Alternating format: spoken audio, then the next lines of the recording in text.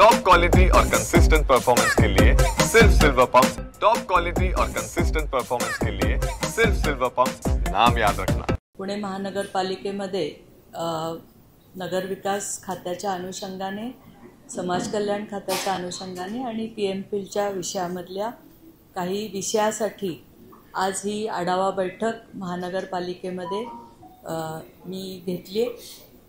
आपले नवल किशोर राम हे नवीन आयुक्त म्हणून आपल्याकडे रुजू झालेले, त्यानंतरची ही पहिलीच बैठक, त्यामुळे त्यांनी सुद्धा या बैठकीमध्ये माझ्यासारखाच आढावा घेतला असं मला वाटतं। या सगळ्या महानगरपालिकेच्या विषयासंदर्भात म्हणजे आता आपल्याला सगळ्यांनाच माहिती आहे की याच्यामध्ये पुण्याचा मोठा विषय जो होता की आत्ता जी पूरस्थिती गेली 2 वर्ष येत होती, त्या दृष्टीने एक डिझास्टर मॅनेजमेंटच्या संदर्भातला आढावा इथे घेतलेला आहे की डिझास्टर मॅनेजमेंटमध्ये आत्ता महानगरपालिकेने काय काय केलेलं आहे। आत्ता पण आपल्याला केंद्र सरकारच्या अंतर्गत आपण जो प्रकल्प दिला होता त्याच्यामध्ये डिझास्टर मॅनेजमेंटकडनं आपल्याला 80 कोटी आत्ता आपल्याला मंजूर झालेले आहेत। आपण एक डिझास्टर मॅनेजमेंटचे 2 प्रकल्प हे आपल्या नीती आयोगाचं जे महाराष्ट्राचं मित्रा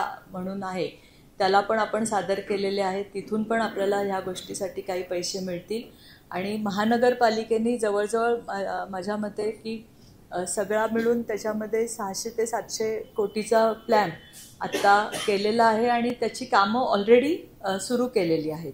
त्याच्यामधल्या 2 प्रकल्पासाठी जे त्यांनी निधीची तरतूद मागितलेली आहे ती राज्य सरकारतर्फे आम्ही त्यांना पुरवू। दुसरा जो होता जो अमृतच्या अंतर्गत जी चालणारी कामं, तर त्याच्यामध्ये जे STP ड्रेनेज लाईन वगैरेची कामं, तर अमृतच्या ह्याच्यामध्ये खूप महानगरपालिकेनी चांगली आत्ता प्रगती आहे। अमृत 2च्या अंतर्गत पण जी कामं आत्ता त्यांनी हे केलेली आहे त्याच्या संबंधीची पण कारवाई ऑलरेडी सुरू झालेली आहे। त्याच्यामध्ये जे नवीन STP घेतलेले आहेत आत्ता, तर 6 STP जे काही दुरुस्त करणं आणि 2 परत नव्याने बांधणं आणि नवीन अमृत 2मध्ये अजून 4 STP घेतलेले आहेत। असे जवळजवळ 10 STPची तरतूद आत्ता हे केलेली आणि एक शुद्धीकरण केंद्र मला वाटतं ते वडगाव बुद्रुकच्या इथे त्याची पण प्रोसिजर सुरू केलेली आहे। दुसरं गोष्ट, पंतप्रधान आवास योजनेमध्ये महानगरपालिकेचं काय आत्ता कॉन्ट्रीब्युशन आहे याचाही आढावा घेतलेला आहे। आत्ता त्यांनी 4,500 घरांचं प्लॅनिंग इथे सांगितलेलं आहे आणि येणाऱ्या काळामध्ये काही गायरानांच्या इथे त्यांनी आता प्रस्ताव दिलेले आहेत की गायरानावर आपण ह्या आवास योजनेची घरं बांधू शकतात। त्याच्यामध्ये अशी सूचना आम्ही दिलेली आहे की पुण्यासारख्या शहरामध्ये जागा मिळणं फार मुश्किल असल्यामुळे आपण HDHमध्ये जी आत्ता आपल्याला प्लॉट उपलब्ध होतात HDHच्या आरक्षणामध्ये, तिथे आपण ही घरं बांधून घेऊ शकतो का, किंवा म्हाडाचे लेआउट आपल्याकडे पुणे शहरामध्ये खूप आहेत, तर त्या म्हाडाच्या लेआउटमध्ये पण आपल्याला जर हे केलं तर महानगरपालिकेने असा प्रस्ताव शासनाकडे पाठवावा आणि जर ती मंजुरी झाली तर आपण हे टार्गेट अजून चांगल्या पद्धतीने पूर्ण करू शकू। त्याचप्रमाणे सर्वात मोठा प्रश्न होता हा टॅक्स वसुलीचा। तर आत्ता 150 दिवसाचा जो कार्यक्रम राज्य शासनाने दिला सगळ्या महानगरपालिकांना, त्याच्यामध्ये हे टॅक्स असेसमेंट आणि टॅक्स वसुली याचं टार्गेट ऑलरेडी दिलेलं आहे आणि 150 दिवसामध्ये त्यांनी त्याच्यासाठीचं लागणारं सॉफ्टवेअर किंवा काय ह्या पद्धतीने हे सगळी तयारी करून 150 दिवसामध्ये त्याच्यात रिझल्ट द्यायचा आहे। त्याच्यामध्ये पण महानगरपालिका आत्ता त्यांनी सॉफ्टवेअर आणि ह्या सगळ्या गोष्टी आत्ता केलेल्या आहेत आणि त्यांनी आत्ता आपल्याला शब्द दिलेला आहे की जी थकबाकी आहे तर ती जास्त दिसते, कारण बऱ्याच घरांना आपण जे बेकायदेशीरच्या ह्याच्यामध्ये 1.5 पट 3 पट टॅक्स लावलेला आहे त्याचा दंड आणि व्याज हे खूप वाढल्यामुळे ती थकबाकी जास्त दिसते। ह्यावेळेस मी त्यांचं विशेष करून कौतुक करेन की ह्यावेळेस त्यांनी जवळजवळ 950 कोटीचं जास्तीचं टार्गेट पूर्ण करून टॅक्स कलेक्शन केलेलं आहे।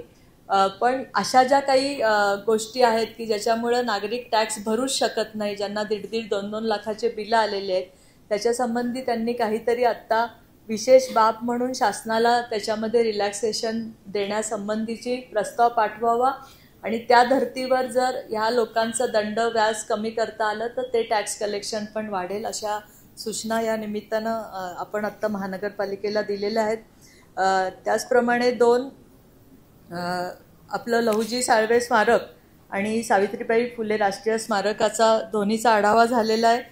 त्याचबरोबर समाज कल्याणचं जे आमची महाप्रीतची कंपनी आहे त्याबरोबर महानगरपालिकेने जवळजवळ एक डिझास्टर मॅनेजमेंटचा एक प्रोजेक्ट, त्याचप्रमाणे रस्त्यावरचे दिवे LED लावणं ज्याच्यामध्ये आपल्याला विजेची बचत करता येईल तो एक प्रोजेक्ट, आणि तिसरा आपण महानगरपालिकेसाठी महाप्रीत कडनं 50 मेगावॅटचा एक सोलरचा प्रोजेक्ट करण्याचं आमच्याकडे आत्ता राज्य शासनाकडे प्रस्ताव आहे आणि तोही लवकरच होईल. तर आपल्याला खूप मोठ्या प्रमाणामध्ये जर 50 मेगावॅटचा सोलरचा प्रोजेक्ट झाला तर आपली पुणे महानगरपालिकेमध्ये जेवढी विजेची हे लागते ती गरज मला वाटतं पूर्ण होईल आणि आपण ग्रीड पण त्याच्यामध्ये देऊ शकू जास्तीचं. मला असं वाटतं 50 मेगावॅट आपला खूप मोठा प्रोजेक्ट आहे आणि तो पण आम्ही लवकरच महाप्रीततर्फे करून देतोय.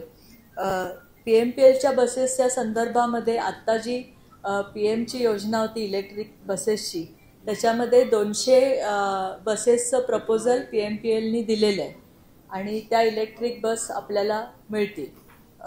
त्याच्यामध्ये फक्त मुंबई आणि पुणे महानगरपालिकाच घेतलं होतं, आपलं समाविष्ट झालं त्याच्यामध्ये आणि त्या 200 बस आपल्याला उपलब्ध होतील. त्याचप्रमाणे एक मोठा आपण जे हवा सुधारणा वगैरे ते कशा अंडर अमृतच्या नॅशनल क्लीन एअर प्रोग्राम त्याच्या अंतर्गत पण खूप चांगला निधी आपल्याला उपलब्ध झालेला आहे, जवळजवळ 300-350 कोटी आणि एन्व्हायरमेंटच्या संदर्भात, आणि ती सगळी कामं पण सुरू आहेत. आता जी ह्याच्यामध्ये आपण जी 34 गावं घेतलेली आहेत त्याच्या संबंधीचं नियोजन, 34 गावांच्या इन्फ्राचं नियोजन, 34 गावांच्या टॅक्स संदर्भातले प्रश्न याचा पण आढावा घेतलेला आहे. 34 गावांचं टॅक्स कलेक्शनचा प्रस्ताव महानगरपालिका हे शासनाला पाठवणार आहे. आता अजून त्यांचं 34 गावांचं कशा पद्धतीने टॅक्स वसुली करायची याचा अजून प्रस्ताव तयार झालेला नाही आहे.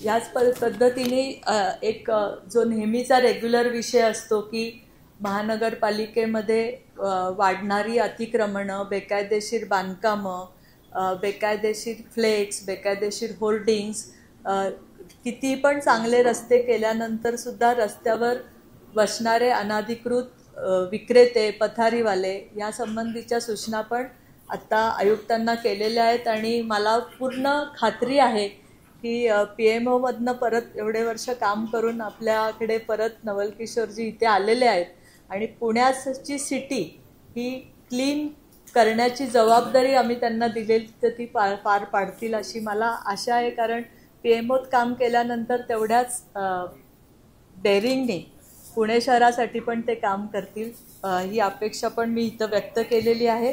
आणि बाकी मग जे आपल्याकडे थोडेफार प्रोजेक्ट रखडले होते काय होते त्या संबंधीची चर्चा झालेली.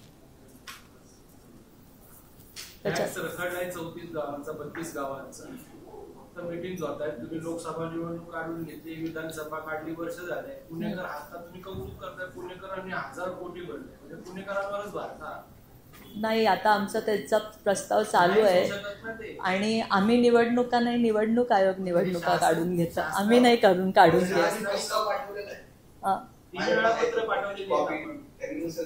त्यांनी पाठवलेला जो प्रस्ताव होता तो 34 गावांच्या ह्याच्यामध्ये जेव्हा चर्चा झाली तर तो जास्त प्रमाणामध्ये टॅक्स आहे असं त्याच्यामध्ये होतं. कारण ग्रामपंचायतला जो टॅक्स भरतो त्या प्रमाणात महानगरपालिकेत आल्यानंतर किती टॅक्स भरायला लागेल याच्यात थोडीशी तफावत असल्याकारणाने मी त्यांना परत आम्ही सूचना दिलेल्या आहे की तुम्ही हे करून पाठवा. महापालिकेचे अध्यक्ष आकारते ते शासनाचे कर तुम्ही ग्रामीण गावांचे रद्द करा, शासन स्तरावर निर्णय घ्या. आम्ही याचा विचार करू तुमच्या सूचनेचा. प्रस्तावात असं स्पष्टपणे नमूद केलं आहे की यापूर्वी जी गावं महापालिकेत समाविष्ट झाली 2004 किंवा त्या आसपासला त्यावेळी जी भूमिका घेतली गेली होती तीच भूमिका आता घेतली आहे. जर आता तुम्ही वेगळी भूमिका घेणार असेल तर मग त्या लोकांवर आणि आता विद्यमान लोकांवर म्हणजे मूळ गावातल्या तुम्ही यांच्यावर अन्याय करणार का? कारण माझ्या माहितीनुसार शिवतारे साहेबांच्या तुम्ही त्या मिटिंगला यापूर्वी 2 मिटिंग झाल्या हे नवीन सरकार आल्यानंतर तरी तो प्रश्न तसाच राहतोय. सध्यावरती काहीतरी करतायत भरतायत म्हणून चाललंय. नाही, मला असं वाटतं की आपण आपण योग्य पद्धतीने टॅक्सचा प्रश्न सोडवू. कारण कसं आहे की आता तुम्ही कुठल्या बाजूनी बोलताय, उद्या तुम्ही दुसऱ्या बाजूनी पण बोलायला आहे परत. आपण म्हणजे मी पण येणार आहे. 2 मिनिटं. 34 गावातले प्रशांत 2 मिनिटं. आपले 34 गावातले पण जे लोक आहेत ते पण आपलेच नागरिक आहेत आणि पुणे शहराचे पण आपलेच नागरिक आहेत. त्यामुळे सगळ्यांना व्यवस्थित समान न्याय मिळेल अशा पद्धतीनेच टॅक्सची रचना झाली पाहिजे आणि ती तशीच होईल.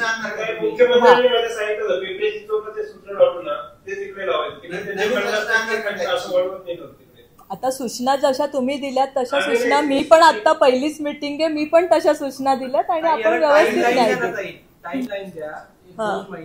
पृथ्वीराज तुम्ही टाइमलाईन द्या. टाइमलाईन देण्याचं काम माझं नाहीये. ग्रामपंचायतच्या दुप्पट टॅक्स वसुली करून हा विषय मार्गी लावायचा. त्याला केंद्र सरकारनं राज्य सरकारनं नगर विकास त्यांनी मंजुरी दिली. तिकडनं बातमी आल्या, सगळं आभार प्रदर्शन सगळं झालं, पुढे काहीच नाही त्याचं. हो तेच. मला पण मीच आज आढावा घेतल्यामुळे एकदा हे खाता आल्यानंतर मला पण आता सूचना कराव्याशा वाटल्या म्हणून तर हा आढावा घेतला मी. मेडिकल विभागाने जी माहिती दिलेली आहे ती घरगुती टॅक्स आहे ते लोक भरतात.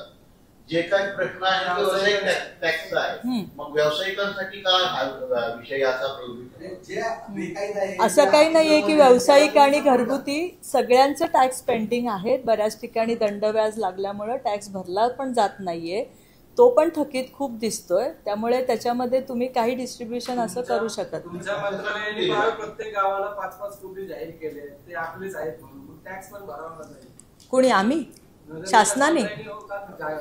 खूप चांगली सूचना आहे, मी देते वरती.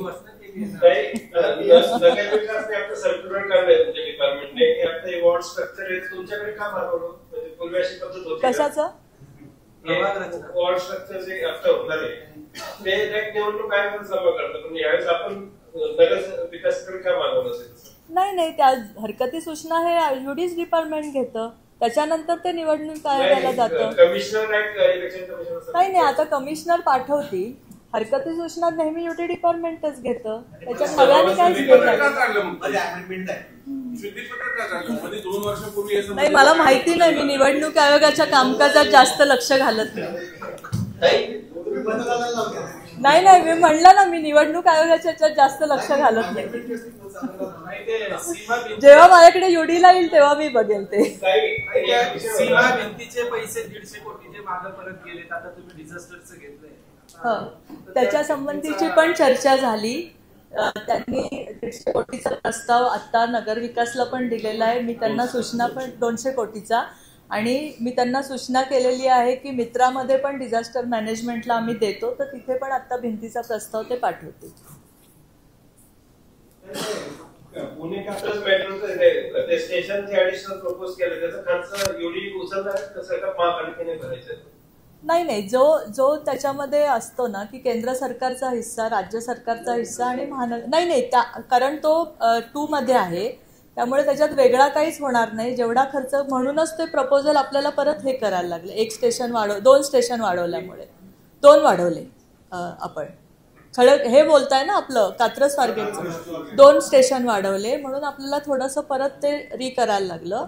पण त्याच्यात असं असतं की जेवढा आता केंद्र सरकार मंजूर करेल जेवढ्याचं नाही, म्हणजे मंजूर केलं म्हणजे आता ही 2 स्टेशन वाढून जे परत आता मंजुरी जी येईल ना, त्याच्यामध्ये केंद्र सरकार, राज्य सरकार आणि महानगरपालिकेचा हिस्सा जसा होता त्या पद्धतीनेच राहील तो. हो, नाही, आपण करून घेऊ. तुम्ही डोंट वरी, ते माझा विषय आहे, मी करून घेऊ. नाही, त्याला पॉलिसीची गरज नाही ना, मी करून घेणार तर घेणार. एक विषय होता आता मध्यंतरी पुणे स्टेशनला नाव देण्याची मागणीसाठी तुम्ही त्याबद्दल अवगत होतात ना? नाही, मला माहिती नाही. ऍक्च्युली मी पुण्यामध्ये नव्हते. मी पण तो विषय तुमच्यासारखाच पेपरला वाचला. लोकशाही आहे ना, सगळ्यांना काही मागणी करायचा हक्क असतो. नेतृत्व बाबा, नेतृत्वाविषयी मी नंतर चर्चा करेन. महाप्रीतला नेमकी किती कामं दिली, काय काय कामं महाप्रीत महापालिकेच्या करते आणि त्याचा आताचा स्टेटस काय याचा एक अहवाल तुम्ही प्रशासनाकडून घ्यावा आणि तो आमच्या समोरही मांडावा. कारण महाप्रीतच्या ज्या काही याच्या कंपन्या आहेत त्या महाप्रीतच्या अजून ज्या कंपन्या काम करतात, जाहीर आरोप विरोधकांकडून सुरू झालाय का त्या कंपन्यांमध्ये सरकारमधल्या काही लोकांचे स्टेक्स आहेत आणि हा आरोप मोठ्या गंभीरपणे होतोय. कारण काही हजार कोटींची कामं ही महाप्रीतला महापालिकेतून चालली. याचा आढावा आता मी महाप्रीतच्या कामांचा आत्ता घेतलाय. कारण जसं मी सांगितलं की समाज कल्याण खातं पण माझ्याकडेच आहे आणि नगरविकास पण माझ्याकडेच आहे. त्यामुळं मी आत्ता महाप्रीतच्या कामांचा आढावा घेतलाय. आपण केलेली सूचना मी तपासून बघेन. तुम्ही जे सांगितलं एसटीपीचं किंवा ते 50 मेगावॅटचं, तो आपला एमओयू अजून 2-3 वर्ष झाला आहे. इथून रिटायर झालेले अधिकारी तिथं जाऊन काम करतायत तरी होत नाही. फक्त आपण तुम्ही स्वप्न दाखवतोय काम नाही, म्हणून आढावाच मी आता घेतलाय ना. जे काम होईल का नाही हे मी पुढच्या मीटिंग मध्ये सांगेल. टाइमलाईन देत चला तुम्ही. येस, टाइमलाईन देणार 100%. आला की इथल्या धायरी त्या भागाला सगळं गडूळ पाणी प्यावं लागतं. दरवेळेस आश्वासन दिलं जातं आम्ही जलशुद्धीकरण प्लॅन टाकू, अद्याप काही होत नाही. या संबंधी काय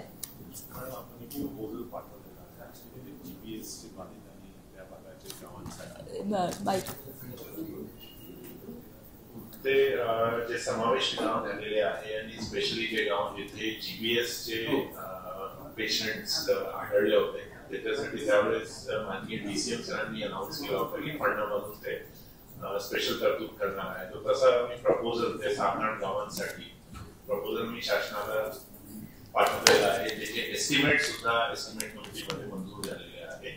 आमच्या पण चर्चा झाली, मॅडमने मी ब्रीफ केलेला आहे आणि हे विनंती आहे की शासन स्तरावर लवकरात लवकर ते मंजूर करा. चला संपर्क. मतदारसंघातला एक प्रश्न आहे, आता आपण कमिटी स्थापन केलेली आहे हिलटॉप हिस्लोपच्या विषयात आणि बीडीपीच्या विषयामध्ये.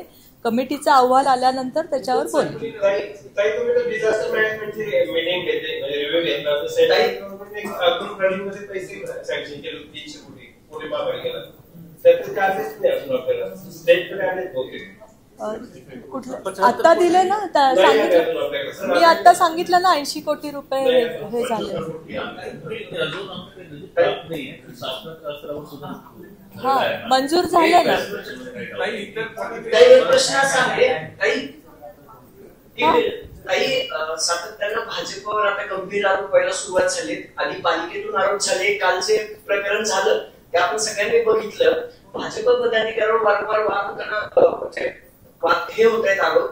तुमच्यासारखे सिनियर नेते मात्र काही ऍक्शन मोड मध्ये येताना दिसत नाही. एवढे वर्ष तुम्ही भाजपशी तुलना सांभाळल्या पुण्यात आणि तुमच्या पक्षात असं होत आहे.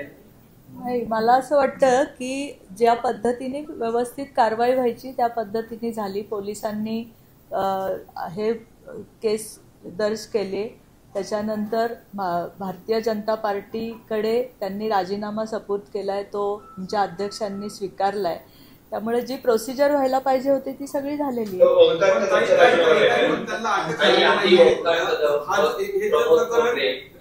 परवाने दिलेत का भाजपने अधिकाऱ्यांची अशा पद्धतीने वागणं, महिलांची अशा पद्धतीने वागणं, परवाने दिलेत का भाजपने अशा प्रकारचे आरोप केले जातात?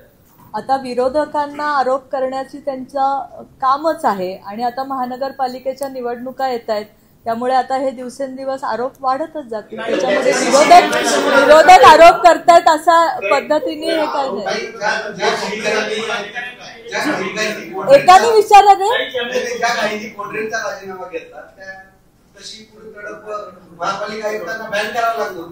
आता जर घेतला नसता तरी तुम्ही म्हणले असते की राजीनामा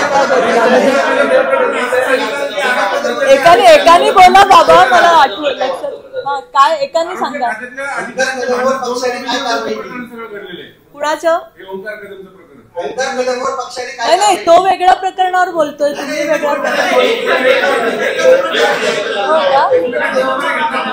अरे एकाने बोला ना तर कळेल मला, एकाने बोला. ओंकार कदमचा आता नेमका कोण आहे? हा वाचवला. ओंकार प्रकरणचं काय प्रकरण आहे?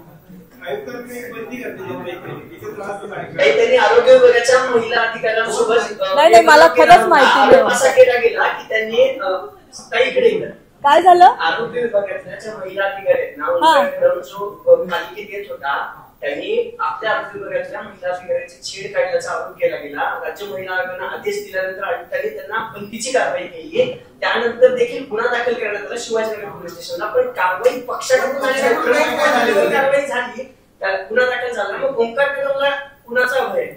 ओंकार कदमकडे भाजपचं काही पद नव्हतं, त्यामुळे त्याचा राजीनामा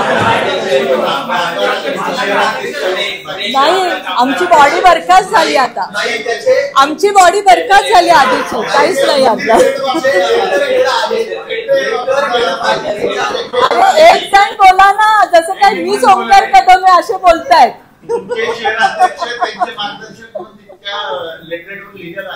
मी शहराध्यक्षांकडनं माहिती घेऊन मी सांगते तुम्हाला. बाबा संपवा ना आता, बस झालं. काय काय हवंय?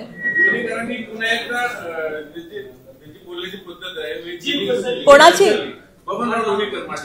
त्यांचं काय झालं? त्यांनी म्हटलं की तुम्ही घातलेले कपडे, तुम्ही काय हे सगळं शेतकऱ्यांवर कपडे चपला हे सरकारचं आहे अशा प्रकारचे. मला कल्पना नाही त्याबद्दल, मी ऐकलं.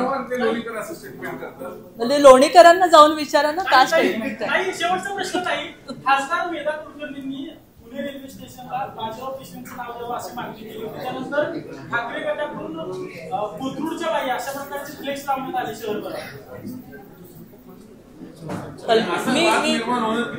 नाही, असा वाद होणं म्हणजे खरंच चांगलं नाहीये आणि अशा पद्धतीचे फ्लेक्स लावणं पण बरोबर नाहीये. लोकशाहीमध्ये मागणी करण्याचा अधिकार सगळ्यांना असतो. त्यांनी मागणी केली, अजून कोणाला मागणी करायची असेल तर तेही करू शकतात. पण एखाद्या विषयी अशा पद्धतीचं फ्लेक्स लावणं हे मला असं वाटतं की पुणे शहराच्या दृष्टीने पण ते योग्य नाही.